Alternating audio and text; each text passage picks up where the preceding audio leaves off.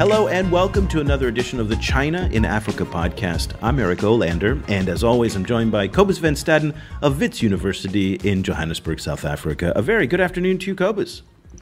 Good afternoon. And a very good morning to David Dollar, who's a senior fellow at the John L. Thornton's China Center at the Brookings Institute in Washington, D.C. David, first time on the show. We're very, very pleased to have you join us. Yeah, I'm really excited, and maybe we can do this again in the future. I hope so, and I have a feeling it's going to be a very interesting conversation because David, along with two of his cohorts, Tang Heiwei and Chen Wenjie, wrote a fascinating paper on Chinese overseas investment, foreign direct investment or overseas direct investment. Why is China investing in Africa? Evidence from the firm level. It's a little bit of a wonky title, but what we're going to try and do is kind of zero right in on some of the myths about Chinese investment. You know, David, when people think about the China-Africa economic relationship, always the trade numbers come to light. So this year, China is projected to do somewhere in the range of about $222 billion in trade, making it Africa's largest trading partner, and it's been that way since 2009. Then people take often a step and they go to the FDI space, and they often think that China is, you know, as strong in FDI as they are in trade, which in fact they are not. And I guess I'd like to have you just, before we get too deep in the weeds on ODI, overseas direct investment, or outward direct investment, FDI, first of all, what's the difference between ODI and FDI?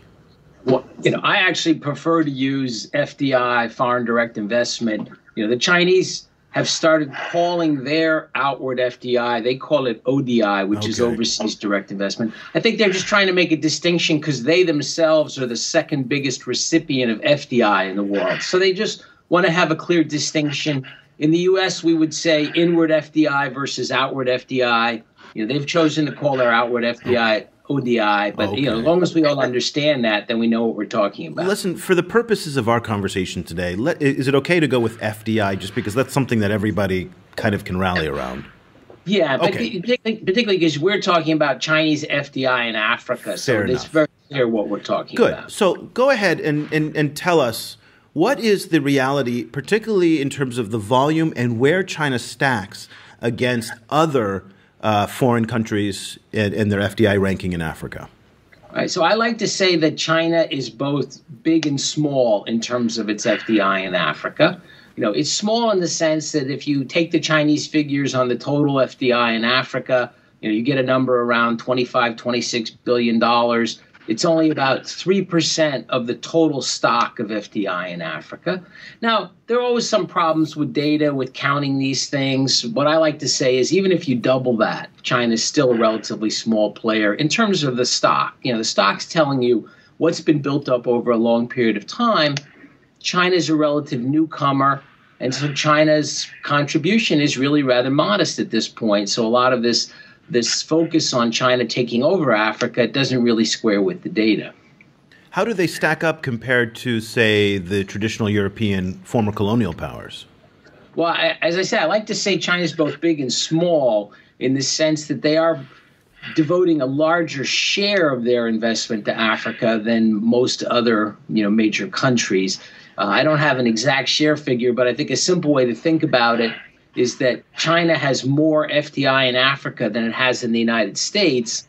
And globally, that difference would be 6-1 in favor of the U.S. So, if you're thinking of European countries, most of their FDI is in the United States, and they have a relatively small share in Africa. China is actually devoting more of its overseas investment to Africa, which I think is interesting. But as I said, it's still somewhere around 3%, or maybe you might raise that a little bit if you're worried about some of the data. It's still going to be small. 3%, Cobus, is mind-bogglingly small. And yet, when you compare it to the rhetoric and the hysteria that we've heard over the years about the Chinese, buying up Africa, taking over Africa, and yet it's just 3% of the overall FDI stock. Why do you think that this has captured people's imagination the way it has, and it's so distorted from reality? I think part of it is because it's this new narrative. I think people in Africa especially, kind of are so so tired and used to the idea of being dominated by the West, and kind of it's this kind of exciting new thing, and in the process, I think a lot of, for example, the distinction between FDI and trade, kind of these kind of distinctions are frequently not really made clear.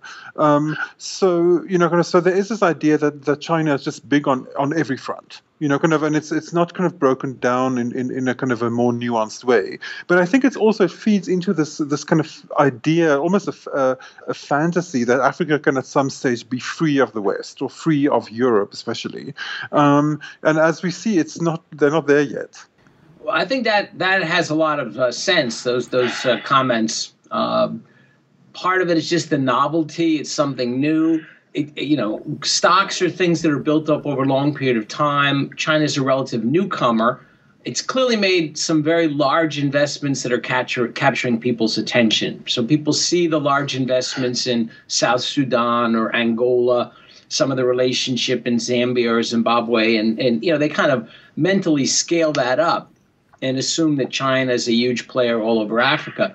But in some of the big economies like South Africa or Nigeria, the Chinese really are late to the game, and there's already very large stocks of Western investment in those countries. It would take a long time for China to get up to numbers that start competing with the Western investors in those countries. Tell us a little bit about what sectors and where the Chinese are investing in Africa. I assume, and I'm not an expert in this, that it's predominantly in natural resource extraction. But at the same time, we see Huawei cell phone towers. We're seeing Hisense building factories, Huajin building factories in Ethiopia. So it does seem to be more diverse than just natural resources. But how does it all break down? I completely agree with that. I think the main novelty of our paper is we go beyond those aggregate data, and we use this interesting database from the Chinese Ministry of Commerce. All the Chinese firms that invest around the world have to register. So we have a database from 1998 to 2012, all the Chinese firms that invested in Africa, about 2,000 firms, but most of them have multiple projects. So it's 4,000 investment projects. We went to a lot of trouble to use the Chinese language descriptions to categorize them into the standard UN classification of industries. And so what we really think of this is capturing what your typical private sector firm is doing, because a medium-sized private sector firm is going to count just as much as a giant Chinese mining company. Each one is going to be one investment. So it's important, I think, to understand that in the aggregate data, those big investments weigh a lot, and that's important to know. This is a different kind of data that's telling you what's the typical medium-sized Chinese private firm doing. And there we were surprised that natural resources show up, but they're rather modest share of the investments, the number of investments. Services are the overwhelming majority. Manufacturing sector is just as strong as the natural resource sector. So as you say, you're starting to get Chinese private investment in manufacturing firms. We're able to break that down into pretty detailed sectors and then also look at what countries. And the kind of main point we take away from that is China seems to be investing everywhere in Africa. There are plenty of non-resource rich countries in Africa. In some of them, countries like Ethiopia, Kenya, Uganda, there's actually quite an extensive amount of Chinese investment. A lot of that's in the service sector. Some of that's in the manufacturing sector. So I think we can add an interesting diversity to the existing story, but I emphasize, the existing story of some big Chinese investments in the mineral sector or energy. Of course, there's some truth to that story. I wonder if we could break it down, the distinction between China and other investors in terms of investment behavior. This really, really interesting, kind of article makes a distinction between investors that look for stability, political stability, and investors that look for rule of law. On which side do the Chinese investors generally fall? Right. So with both our macro data and our micro data, we find evidence that the Chinese investors focus more on political stability, and their investment does not seem to correlate, with the index of property rights rule of law that we're using. On the other hand, the traditional Western investment correlates very highly with property rights, rule of law. I don't think that's because of any ethical consideration, frankly. I think it's just the experience of investors that it is hard to make money in environments of poor property rights and rule of law. China seems to be more of a risk-taking investor. I think that's an interesting story we're going to have to follow. Maybe the Chinese are willing to go into risky environments and they can make investments work, and that's going to be mutually beneficial.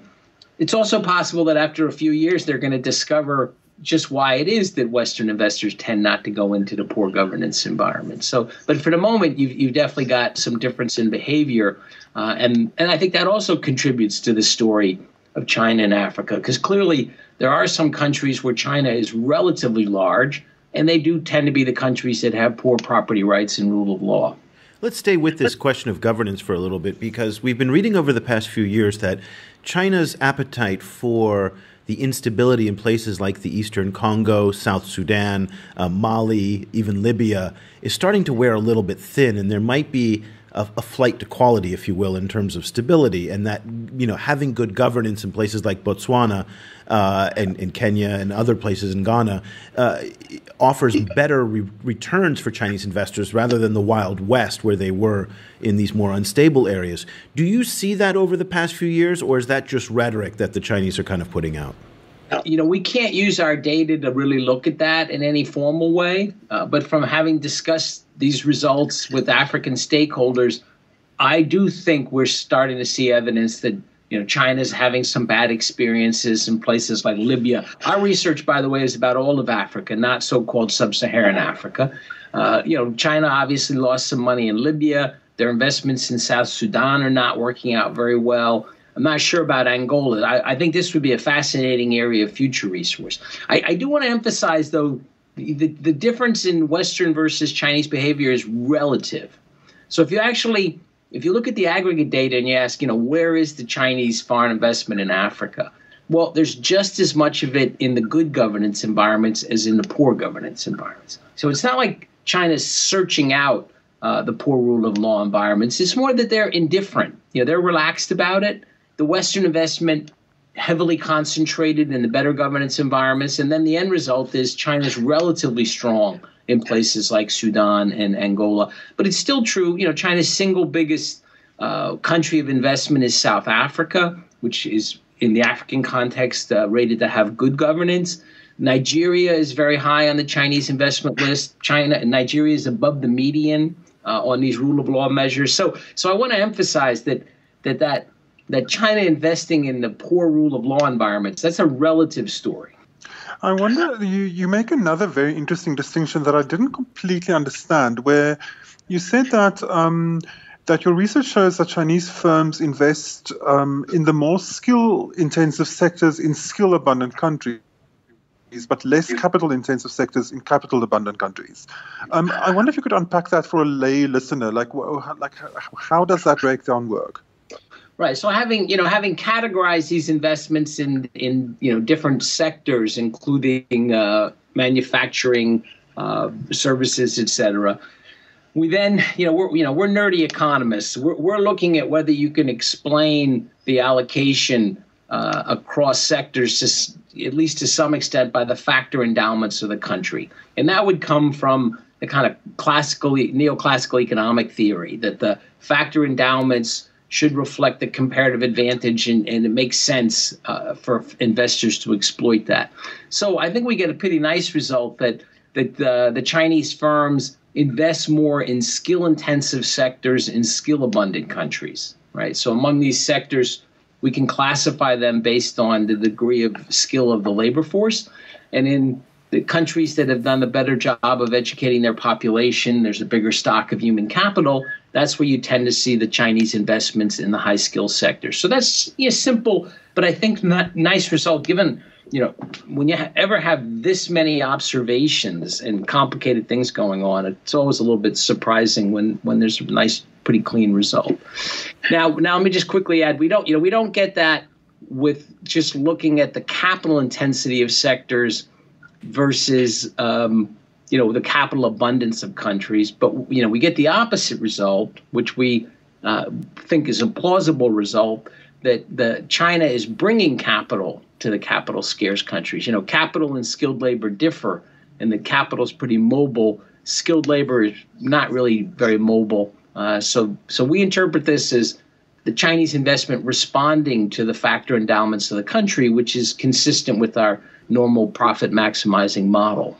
This is a very interesting time to be a sinologist, to be studying China. Actually, let me rephrase that. It's always an interesting time to be studying China, but at the same time, right now, there's a lot that's going on. So you have the Chinese devaluation of the currency, which has had an immediate effect on some African economies. It's had an effect on lots of countries. Here in Vietnam, there's a lot of concern about the devaluation of the RMB. But that's going to make Chinese exports much cheaper and much more powerful in the world. At the same time, there's been this trend within China, or at least this pressure, to confront rising wages, rising environmental costs, to push some of the manufacturing overseas to lower cost countries. Africa has always been this kind of eager kind of recipient of that, saying, please come here. But at the same time, Africa may not be ready for the type of manufacturing that China currently does, and simply because it doesn't have the power generation, it doesn't have the ports, it doesn't have the infrastructure to support manufacturing on the scale of what China currently does today. What do you see in terms of the trends regarding this outsourcing of Chinese manufacturing in light of the current Chinese economic difficulties and the devaluation of the RMB? Right. So those are all really great complicated questions. My first response is looking toward the long term, right? It makes sense for manufacturing to move out of China.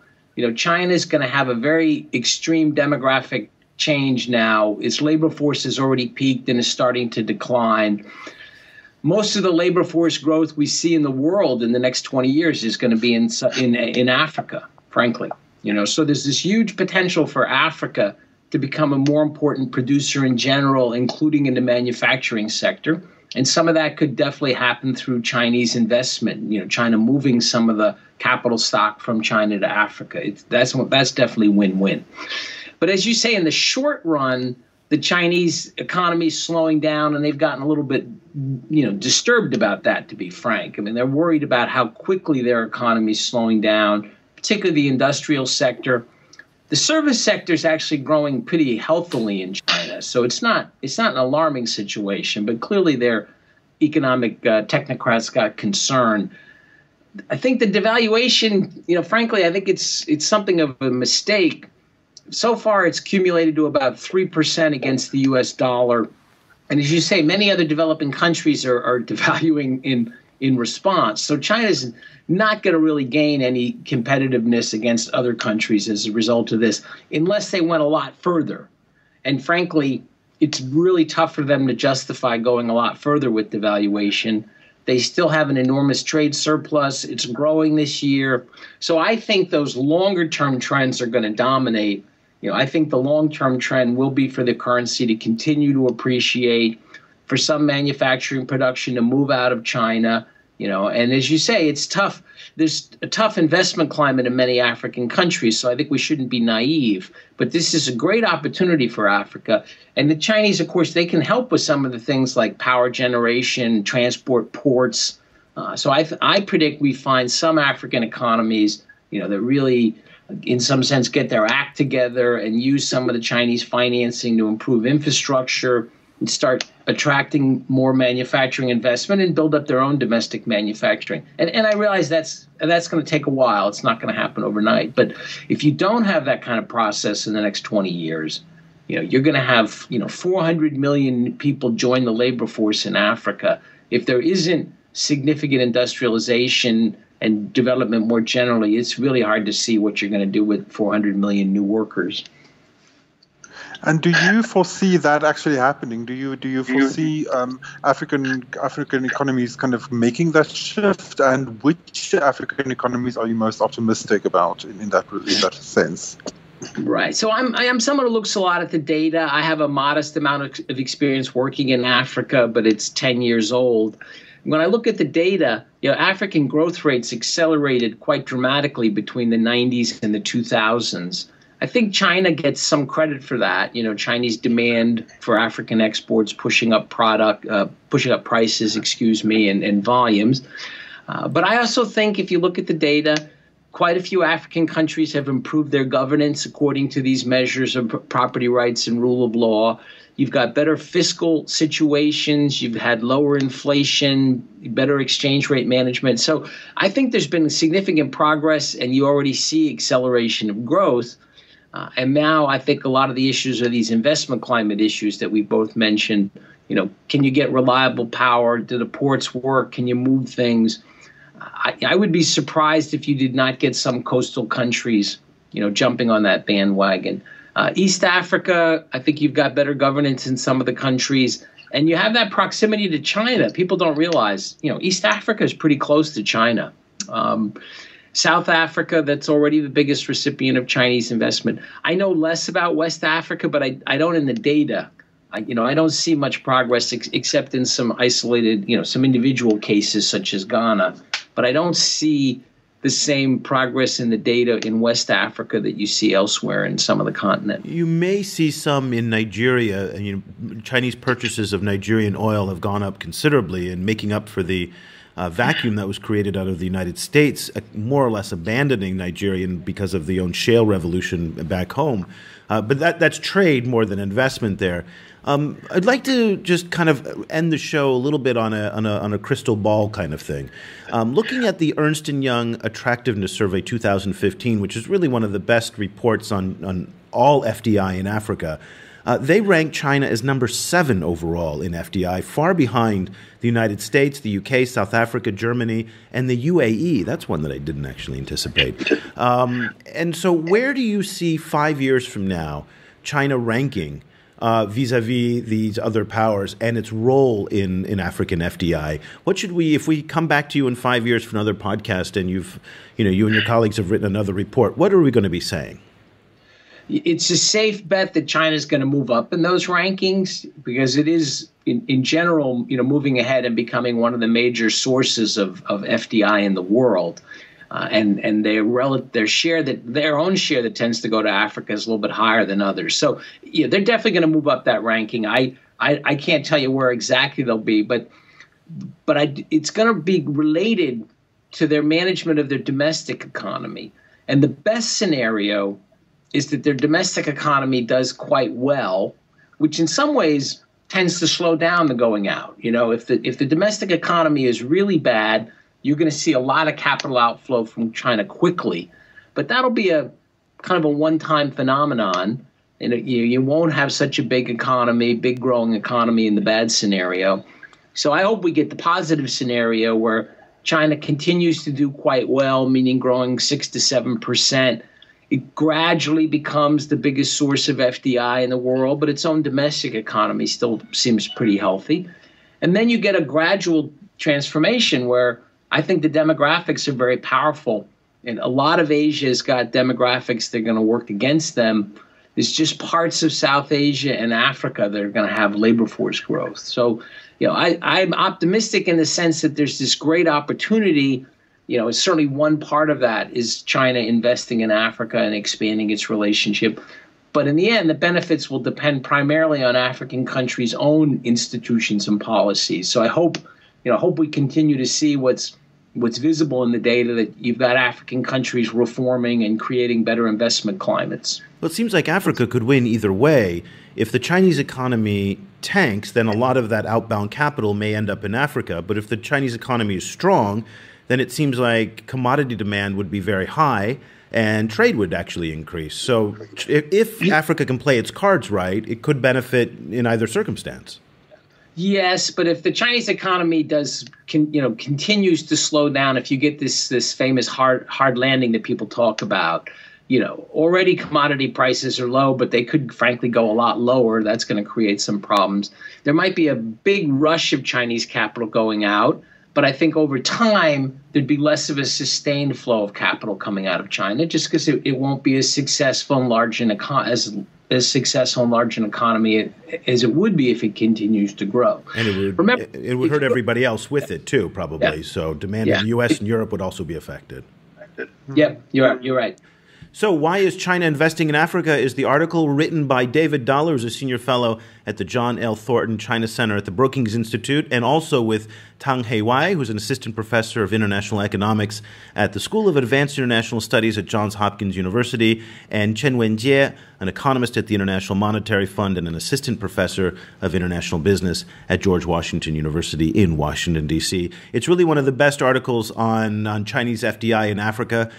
It's an important subject in part because a lot of people get this confused, and there is an enormous amount of mythology about it. So both Cobus and I highly recommend diving into this topic so that people don't misunderstand trade and investment, as they are radically different concepts. And David and his colleagues did an excellent job of kind of just breaking it all down and breaking all the myths away. And I think it was really fantastic. So David, thank you so much for joining us on the show today.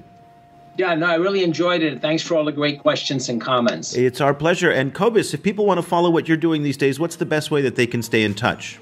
I'm on our Facebook page. It's facebook.com/China Africa Project, and we aggregate a 24-hour feed of China Africa news items. And I'm also on Twitter at Stalinesque. That's STADENESQUE.